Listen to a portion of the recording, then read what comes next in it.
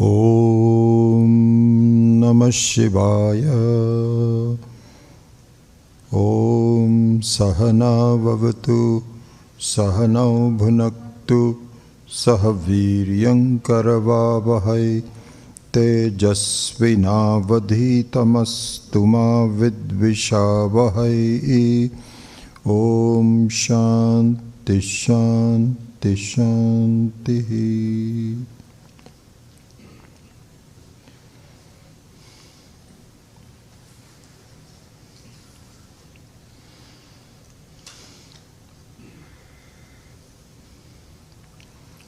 So just to revise the last concept that we were studying in the last class, and this is an insight that I think you should build on and preserve. You know, I mean it's just a deeper and a more effective way of looking at the role of raga dvesha in our life. So, a lot of this teaching is about the way to present it. The basic facts remain the same, but a lot of the teaching has to be to convince us about the way we should commit to ourselves to this goal. So, because many times, for example, you say raga dvesha remove raga dvesha, and so you say, oh yeah, okay, I have to remove raga dvesha, but then how and why? So even the teachings of the Bhagavad Gita, if you look at Bhagavad Gita, it says, I like people who are looking at everything very, very the same way. Krishna says this, samatvam is important, raga dvesha, etc., it's all that. So you all say, yes, this is good, this is good. But it doesn't reach me to a point where I can really, it's not an actionable until someone makes it actionable. So this is the beauty of teaching. This is the mahatmyam of these people, that they can also understand, they can see it from your standpoint that yes, you're trying, but how? These ways of analyzing the behavior and the vyavahara is very effective, very effective. Certainly was for me. And so just to complete that picture, what he's saying is that what raga dvesha does, often this is one interesting thing is that as you study Vedanta, oftentimes it is like the teachers, through your study, give you parts of the puzzle. I would even say this, that what we have talked about, this Ishvara Kripa, Shastra Kripa, Guru Kripa, etc. What they are doing is to give you parts of the puzzle. Like a child, it's we have a new granddaughter. And I think we have lost it in our older granddaughters are like 15, 16, and so we have lost all this little small. There used to be a 6-part puzzle, and the youngster cannot handle a 6-part puzzle because you don't know what it is and so on and so forth. It's very obvious, but the 6-year-old, 1-year-old cannot handle it. Leave aside a 100-piece puzzle that has all the picture of a forest and some trees. It's impossible. It takes a long time for adults to kind of put together. And what happens is that you have a picture that is given to you, but to build that picture from all the steps is not a trivial matter. So what the teaching of Vedanta does is every time a teacher teaches you something, it gives you a clear piece of the puzzle. But it's only a piece of the puzzle. So the Shastra Kripa, etc. is only giving you the piece of the puzzle. Then what? You have to put it together. That's the Atma Kripa. You have to put it together. You cannot just say, okay, the Guru has to do it, I just have to listen. Yes, you have to listen, no doubt about it. But now to make it into an actionable means it's not a real action per se, so I'm just giving you a word. But to make it an effective way to really put it together is very important, otherwise your life remains the same. And in fact, if anything, your mind starts to deride you, to really start make fun of you and say, how long have you been studying this? Have you gotten anything? This is your own internal voice. Your own mind will tell you. It gets frustrating. Not an easy process. I've gone through this, honestly. And sometimes what happens is that you declare victory prematurely, just to quieten your own mind, because your mind questions. He says, well, are you getting any better? How long have you been studying this? How many Upanishads have you studied? Taittiriya, this, that, or the other? What's the result? And so you want to shut it down, because you cannot have your mind undermine you by questioning all this. It's not a comfortable feeling. And so you say, you know what? I'm feeling better. I'm feeling a lot better. I'm much better than I used to be. Okay, so shut up. Don't question me. And in doing so, you overdo it by pretending as though everything is okay. I mean, I've gone through that, and I see some of the students doing the same way. They'll say, "This is I'm done. I'm done." This is not that simple. Or your behavior, your life, your way of looking at it, and so on, has to really match that. Otherwise, you're not done. So this is where I think the teaching of the Mahatmas in putting the puzzles together is extremely useful. So here, this is a very significant thing that we are doing. Here Swami Maheswaranji points out that in order for you to do Sat Vyavahara, you see, this is the thing. The Asat Vyavahara is damaging to you. Asat Vyavahara is damaging to you. Sat Vyavahara is beneficial to you. Asat Vyavahara is like this daughter-in-law who pretends as though she is a devotee of Shiva. And inside inside the family, those are not important to me. And so the important thing is that the Shiva appears to you as the family. You have to really take care of that. I often think really one of the most important faces of Shiva is your own spouse. Own spouse. Because he or she keeps you honest. Sometimes you get carried away. You think too highly of yourself. And just by gestures, by talk and so on, the spouse really puts you down. And that is Shiva putting you down, not the spouse. And you should be very thankful to anyone who does this. We just recently concluded an excellent book called Jnana Ankusham. And I don't know how many classes we took back, but 10 classes or something like that? Something like that. So it's recorded. I had some, I think I talked about it already.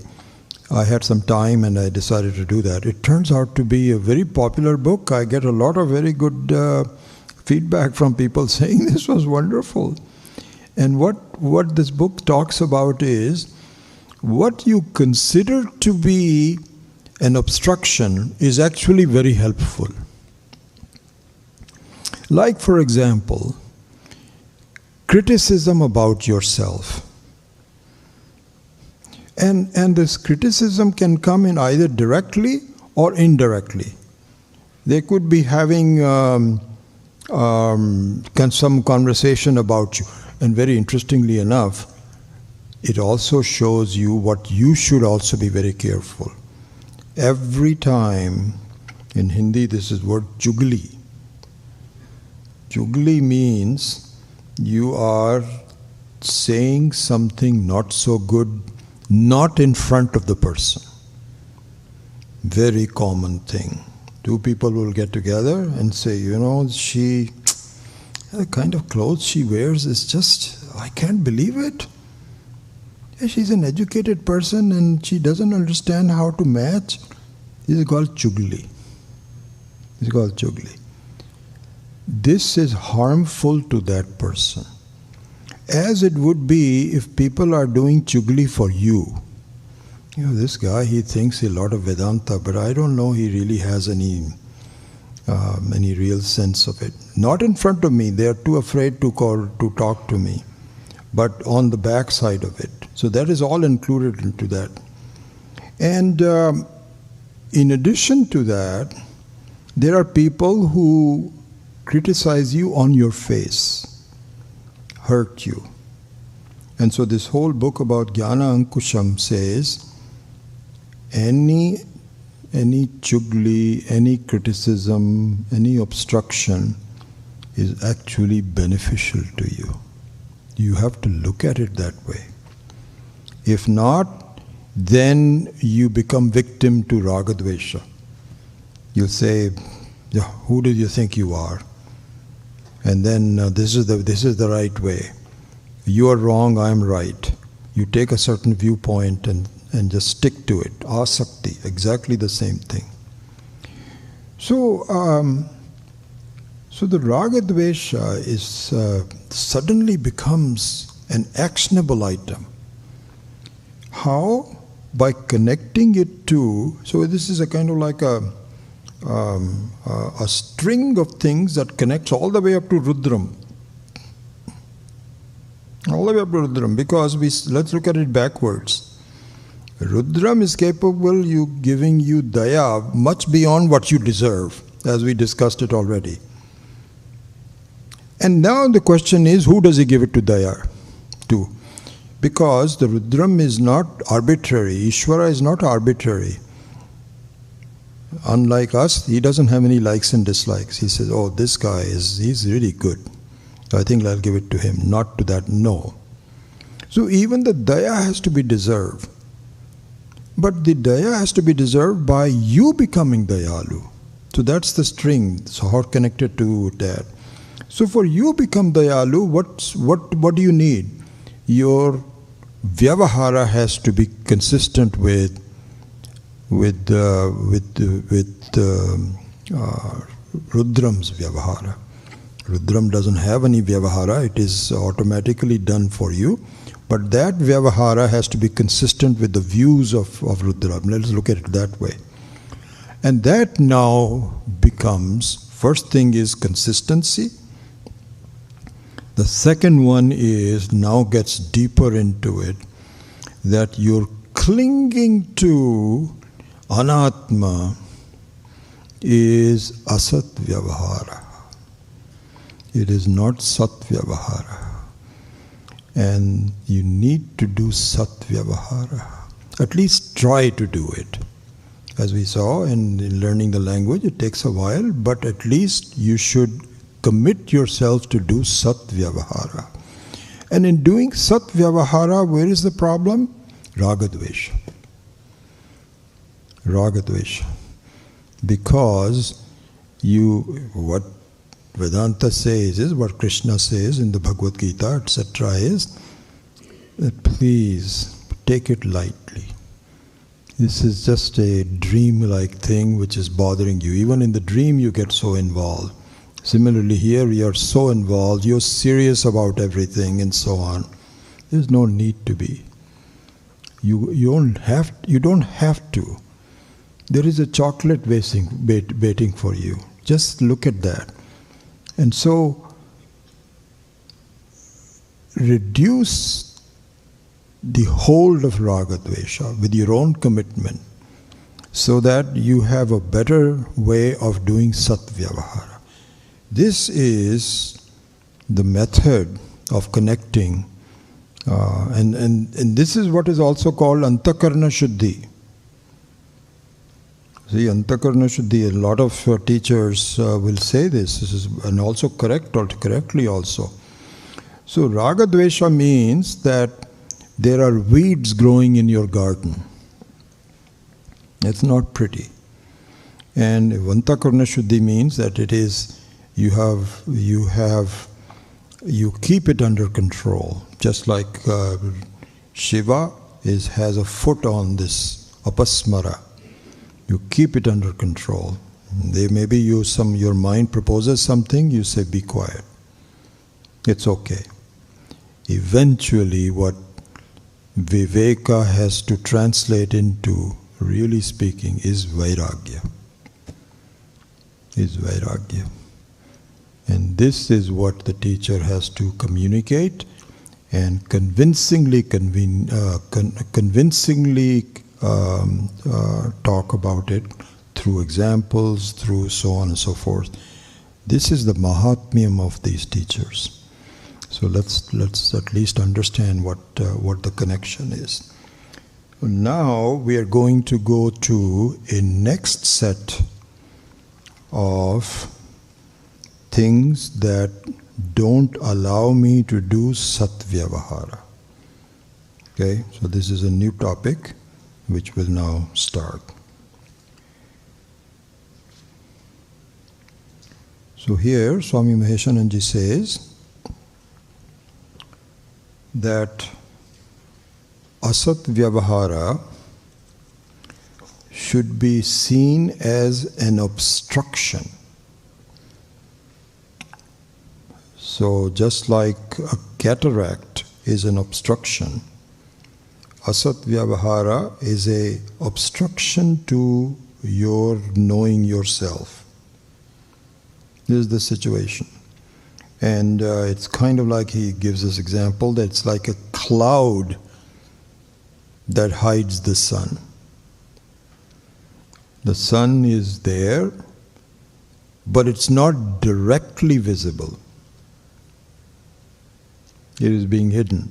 And hasn't gone anywhere. So the sun is always there.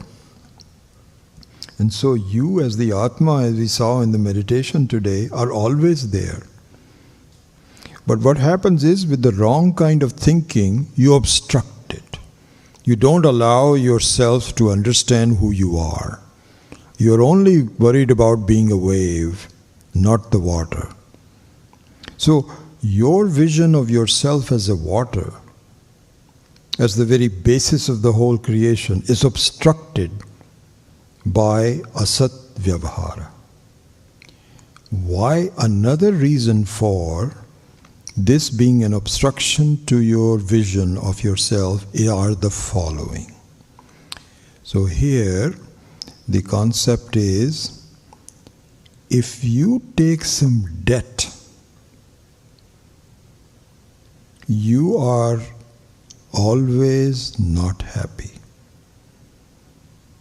So, if you have a mortgage on your home, that feeling always is there that I have to pay it back. So rinam becomes an obstruction to your happiness. This is why I think people that finally pay off the mortgage of the home finally say, oh God, I'm so happy. That's all done with. Otherwise, you are really... So debt is the obstruction. Any kind of a debt. So here, let me see if I can just talk about that for a minute.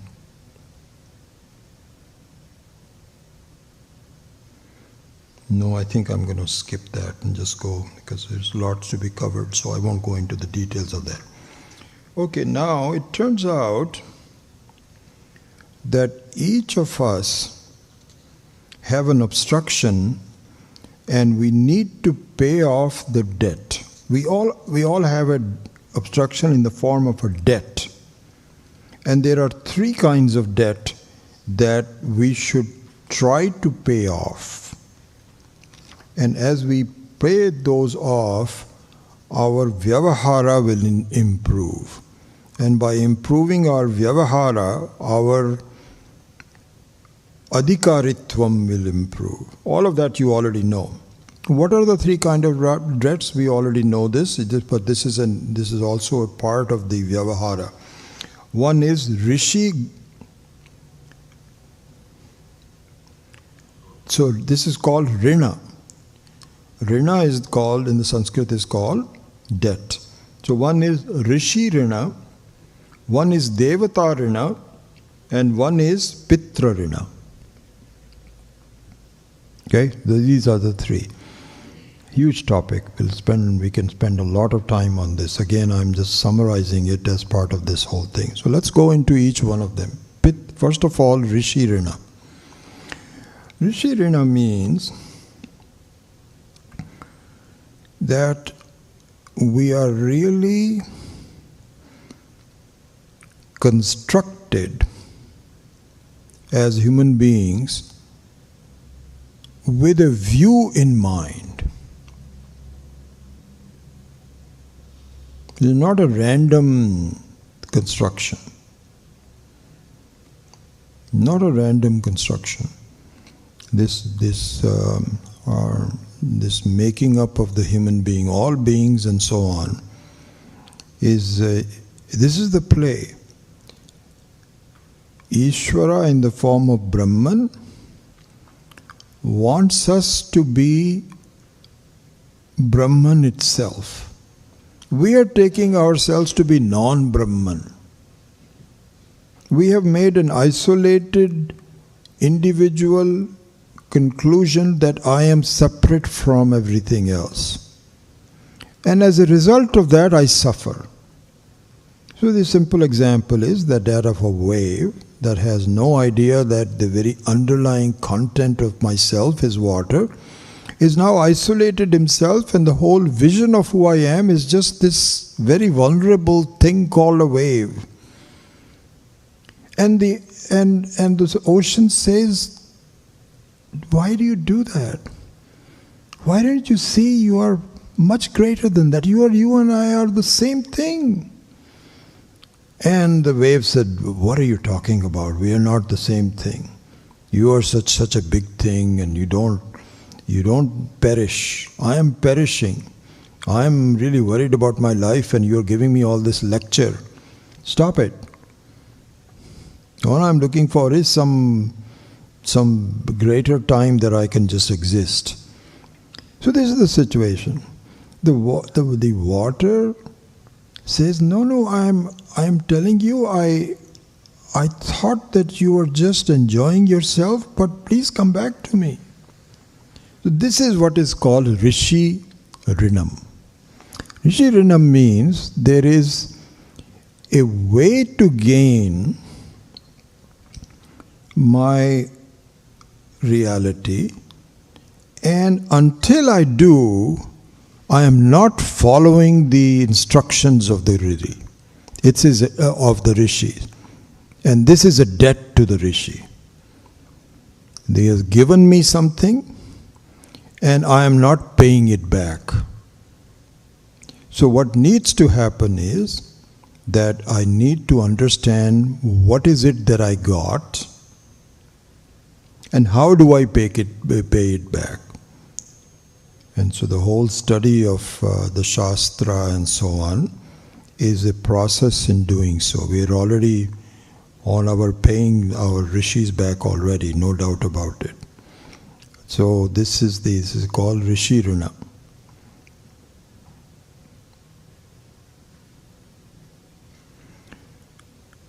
And here Swami Maheshananji makes the point, all the acharyas make the point. I just recently read a book, so this is more fresh to me. He says that, if you look at some of the other religions, so you look at Christians, you look at Muslims, especially these two, and especially Muslims, they do a much better job than we do. From the very beginning, you teach their children Quran, and there is constant reinforcement of what Quran says and what you need to do, your do's and not don'ts and so on. So the very study of the whole scriptural aspect of Muslims is very well done. Christians, although it is somewhat breaking down, but the Sunday school, a very regular train, because all this has to start from the very young age. Once you become an adult without any guidance, you're lost. Then you have to depend on some random kind of a meeting with someone and going to, but it is lost. So the ShriRudram means a very systematic way of really providing a way for the children to learn what they are supposed to be. And if they have missed it, you get a second chance when you are adult. If you miss that, then you have to wait for the next life. Because Ishvara wanted, this is interesting, I always feel that if you are born in a particular religious or spiritual discipline, you should stay with it. Because Ishvara is giving you an opportunity to really understand your own spiritual thought through the rest of your life. And you should stay there. Whatever it is good. And to silly start looking for other things and so on and so forth should only be done if you are absolutely sure about it. And most of the time we are not. So just the fact that you are following through on the teaching is the ShriRudram. So this is one of the things that you pay the debts back. The next one is Devatarinam. So the Devatarinam is, I would say is, I can spend a lot of time talking about it, but very briefly is what the pujari does when you say Prajanane Brahmatishtatu, Shirasi Shivastishtatu, Bahvo Indrastishtatu, all of this. So this is what I have to see. What I don't realize is that what's holding me together as a human being is continued contribution from all the devatas. Continued. So what that means is Ishvara has made it in such a way that multiple devatas are holding me together. Multiple devatas. So there is a devata for heart, and the devata for the blood, devata for the skin. Multiple devatas. They are all kind of cooperating to keep me going. I'm being held together with lots of people that I'm not aware of. And not being aware of is the debt. Is the debt. The least I can do is to acknowledge that I am being held together by others. I'm being supported. And instead I walk around and saying, I know who I am and so on. I don't need anybody. This is interesting. I think the first time it hit me was, I don't remember who taught this first. Swami Viditatmanandaji first talked about it a long time ago. So if you look at the nature of the creation, that we have, which is, of course, consists of the totality and the individuality, the samashti and the vyashti. Okay, so these are the two elements of this whole creation. Now, the samashti and vyashti can be constructed in one of two ways. One is that the samashti, the totality, is a sum of the parts of the vyashti. So the good example of that is building a house.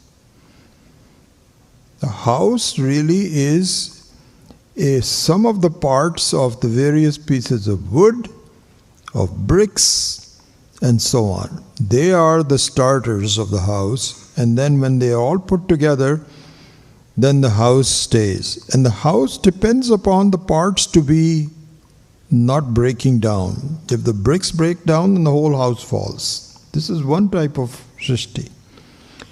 The other type of srishti is the ocean and the waves.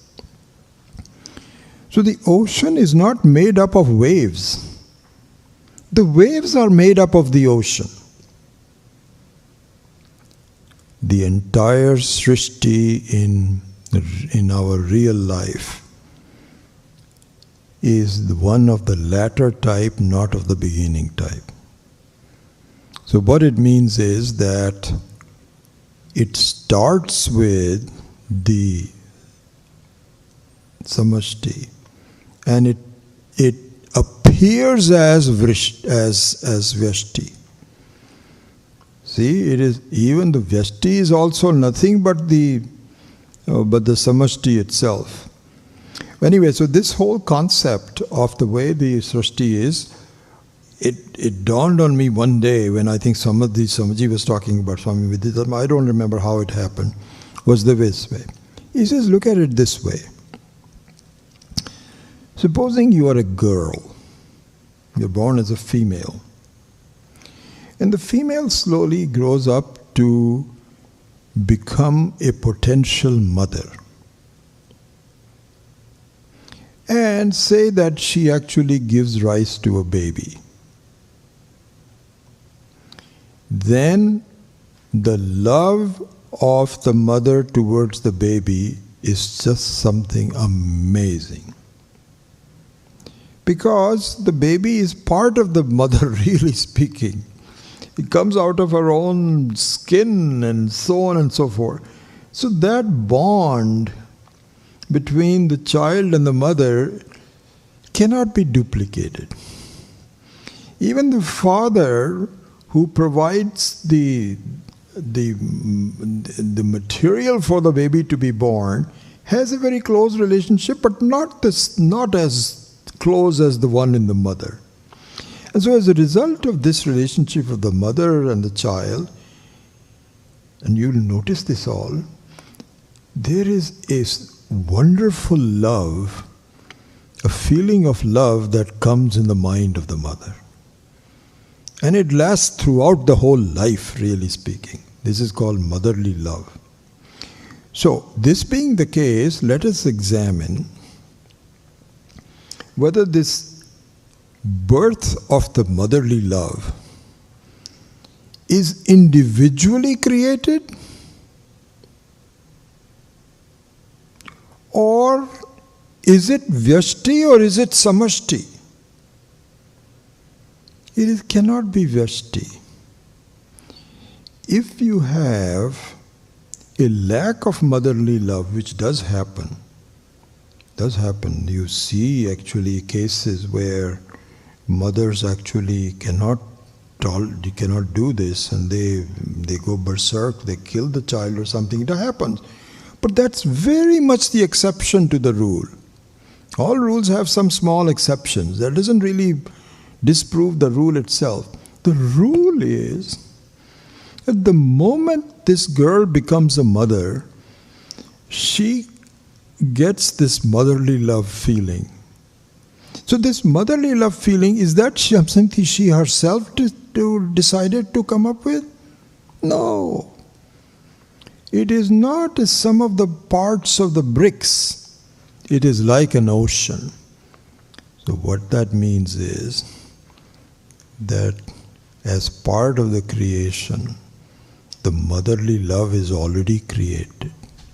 It is waiting. As some Devi, it is already waiting. And if this girl decides to become a mother, she just invokes it. It is like a wave of the ocean, that the wave is not an individual. Is it an individual? The wave decides to be? No, it is just an aspect of the water. An incidental aspect of the water. Is not an intrinsic aspect of the water. The intrinsic is H2O. But the flowingness and the waviness is a incidental aspect of it. So similarly here also, what we are held together. This was an example of the Devi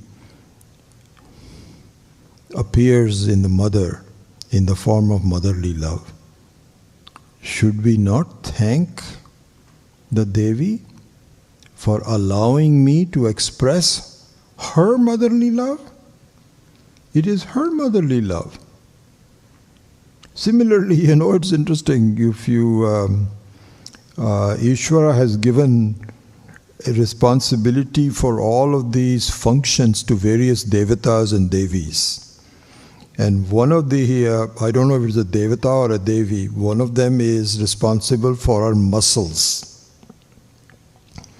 So when do you actually give the debt back to the Devi? When you exercise. If you don't exercise your muscles don't really work at all. And so every act of exercising means you are paying off the Devi and the Devata. And you cannot exercise all the parts of the body, but the least you can do.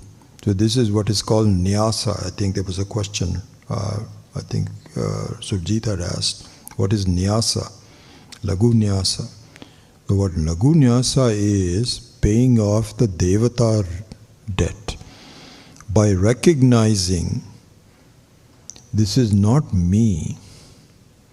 What I am, forgive me for treating myself as this is me. What I consider to be me is simply an expression of the Devis. That's all it is. And this recognition itself is paying off the debt to the Devis. That's all it is. So this is the second type of the debt. The third type of the debt is Pitrarinam. And we've already talked about that to a certain extent, so I won't spend much time on it. And so that means I should see that my parents were chosen by Ishvara to launch me. Very carefully I should see them. So they really are a representative of Ishvara. So my parents said, my parents were given the instruction, create this kid and take care of this. Create this kid as I would. And so the parents become a second face of Ishvara for me. And as we said, in the Shraddha ceremony, you thank them not necessarily for their good, although that will also happen because they are also travelers and they will go to other places, they'll have other children, other spouses and so on. We don't know where they are going to be. But to pay off the debt to them, here Swami Maheshananji says that again, like this daughter-in-law who has this strange behavior of being very good to the Vigraha and to the Shiva and so on, but not to the family. Just like that inconsistent behavior, many people feel that I don't have to take care of my parents in this life, but once they die, I will give Shraddha ceremony. He says that is so stupid. Why don't you understand that this has to be consistency? You are not qualified to do Shraddha if you have not done excellent job of taking care of your own parents. No way. No way. But if you have taken care of your parents and you have been a very good person, you should continue that even after they are gone. That should be done. Absolutely. By memory, by doing some puja and so on and so forth. Why? Because they were an actionable form of the presence of Ishvara in your life. So anyway, this completes the 3 Rinams. It is interesting. There is a word called Kritagya. Means the one who pays. There's a Sanskrit word. It's an interesting word, very important word. The knower, the payer of a debt is called Kritagya. It was just a side on the side. So I saw an article written in India comparing the Western authors who claim to know Sanskrit very well. So this is kind of like he has reviewed who has a good knowledge in the West, on the Western side. Fascinating article. And what he said was, he used a few words as tests and filters to see what they say about this word. And based on that, he would review and say, this guy doesn't know. We have a professor in Berkeley, Dr. Goldman, and he has written some books on it. In fact, I've met him. Once I had a chance to meet with him. He's considered to be an authority, and his books are wonderful. He was also reviewed by this guy, and he was given a low grade for this word called Kritagya. Because in all these cases, you have to understand how to make this word. What is the content of this word? He says Goldman didn't do it. Goldman simply said debt. How? This word contains the paying off the debt very well. Kritagya means the one who knows what has been done for him. Yasya kritas kritam tasya janami iti kritagyaha. I am the knower. You know, it's exactly like supposing, who was it? I think Swami Dayanand used to say that. He says, Swamiji used to say, if somebody borrows $5 from you, tell him, I don't have a $5 bill, but I have a $50 bill. Can I give that to you? Swamiji says, please do that. You know why? Because if you give him $5, he's going to forget it. And you are going to feel, hey, he took my $5, he still hasn't paid me back. Because $5 bills are, you don't remember. But if you get a $50 bill or a $100 bill, then first of all, you are not shy of asking for it. Because in a $5, you look silly for saying, hey, where's my $5 back? But if you lent him $100, you'll say, by the way, I need that money back. So, Kritagya means a person who knows what I have borrowed and what I need to pay back. This is called a person who is the payer of the debt back.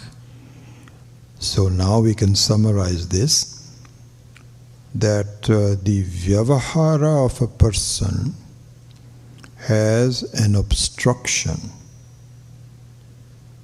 These are all things being suggested to us to make us adhikaris for daya. And so what that means is I should know that I should study. I am being born as a Hindu. I am supposed to know what my birth is all about. I need to understand it. The rishis have communicated to it. And if I don't do it, there is a debt hanging on my head. And I may have to take another birth to fulfill that debt. The second type of debt is I should know that I am not an isolated case just looking at myself. I'm being a stupid fool who doesn't understand that someone is beating my heart, someone is making sure that I am breathing, someone is making sure that my blood is flowing, and just keeping me. I should be aware that I'm part of this is the way. If I do that, then I feel less of a wave and more of a water. You see, that's exactly what it is. Because otherwise, I walk around as though I'm completely separate from everything else. No one else is holding me, no one is helping me. I'm not part of a molecule. I'm a separate atom. And so this kind of a rinam also needs to be thought about. And of course, the face of Ishvara, which is closest to me, which is my own parents. This I should do that. If you have that attitude, then your vyavahara will improve. No doubt about it. So this is another topic called the topic of debts that Swami Maheshananji pointed out as part of the invocation of the status of being a dayalu, so that I am recipient of daya of ShriRudram. So with that, we close off that. The next topic, which we don't have complete time for doing, but let me start on it anyway. And this is the last topic of this mantra. So with this, we will finish this mantra, certainly by tomorrow morning, and then we will start on the third mantra, Tritiya mantra, Yamishum Haste Bibharshya Astave Shivan Kiri Tratan Kuru Mahi Gumsif Purushan Jagat. And I have a feeling that that is the last mantra that we will have chance to comment on before we end. So that's our... But let's start on it right away. We still have a few more minutes until the priest comes. Let's just talk about that.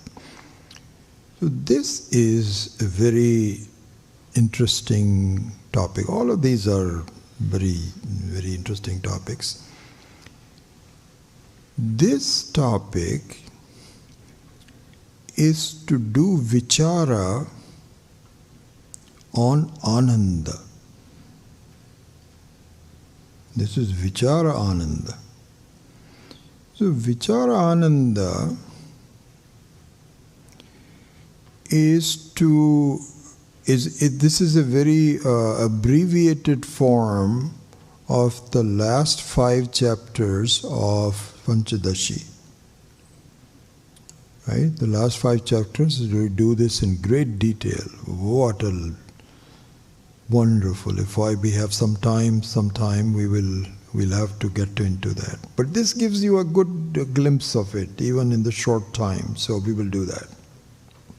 Okay. So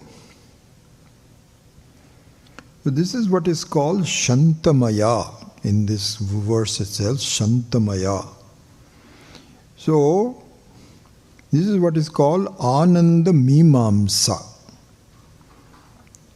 Ananda Vichara, Ananda Mimamsa. Until we understand this Mimamsa, we cannot distinguish the source and the value of happiness that I experience from time to time. So we need to understand this very clearly in a very structured manner. Okay? So, the word itself defines it. So, sham means sukham. As we know, we've already done this, I think, previously.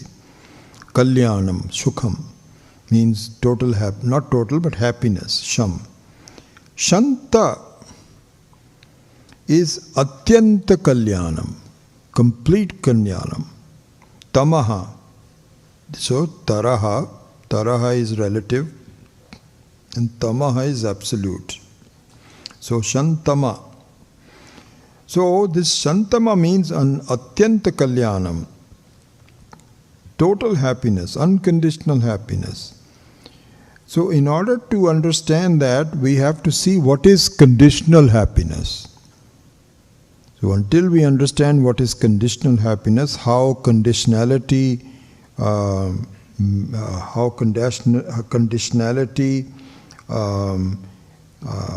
creates a partial happiness, this we need to understand in order to understand total happiness. That's what this whole Mimamsa about. So in this one, the Shastra says, this is a short form of that, there are three kinds of Ananda. One is Pratibimba Ananda.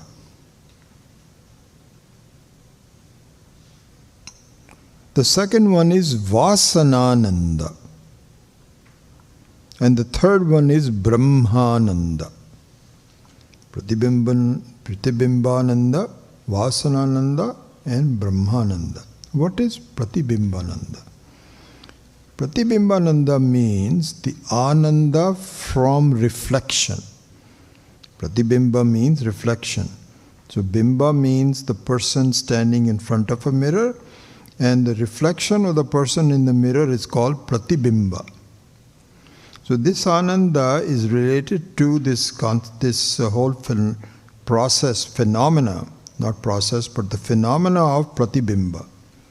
So here's what happens. Suppose you have a desire for something. So let's look at it in this way. So when you have a desire for something, then your mind goes outwards towards the object. I remember Swami Chinmayanan's words on this very well. He says, suddenly you feel like drinking coffee.